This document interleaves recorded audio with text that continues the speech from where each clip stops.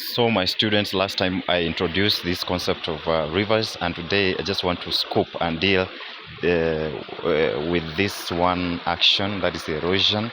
I told you last time that the rivers act on the earth surface.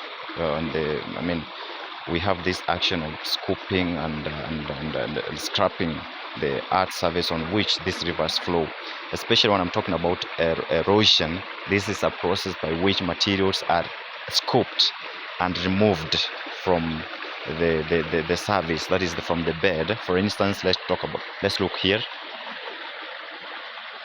Here, that was kind of an action that was experienced.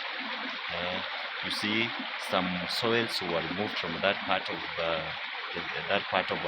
river channel, and they was deposited elsewhere. They were taken elsewhere, maybe downstream there, as the waters were flowing downstream. Materials which were here were removed. That is what we call erosion. And now, when I'm talking about erosion, I just want to allude to three aspects. We have the processes through which the river erode materials from the earth surface. We have the first process, that is abrasion. That is the first process through which the river erode materials, and we have the second process, that is attrition. That is the second process through which the river erode materials, and also we have the third one called hydraulic action, and also we have the last one called solution. So when I'm talking about these processes, for instance, when we want to talk about this kind of abrasion, the process by which the river materials carried downstream help in the process of scooping more materials. You see, these materials which are eroded, for instance, a log has been removed from up there and is being carried downstream, and this log is hitting the surface, the bed of this river, and this log is scooping more material from the surface. That is a process called abrasion, and it's one of those processes through which the river waters remove and scoop the bed.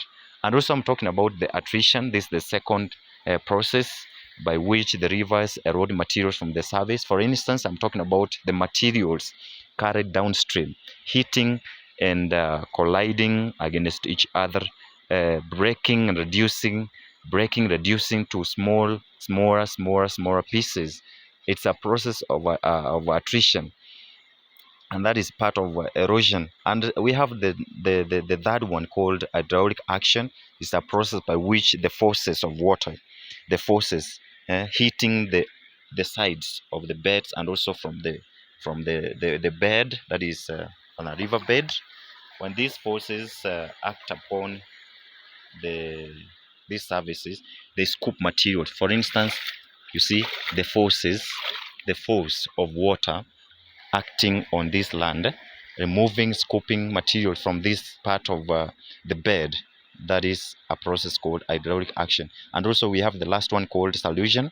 And when I'm talking about solution, it's a kind of a process by which the soluble materials are removed from their area of existence by the waters. For instance, if a rock, the underlying bedrock, is having some kind of chemical elements, and these chemical elements forming that kind of a bedrock, dissolving dissolving in these waters flowing downstream, and that is a process of removal. For that purpose, we are talking about erosion. Yeah, that's what we should be talking about right now. I just want to welcome you to our next video that is going to be discussing the aspect of transportation, and I'm going to talk about the process through which the rivers transport materials downstream, and we shall be gaining one or more ideas in this aspect. Thank you so much for watching. I welcome you to our next video. Subscribe, like, share, please.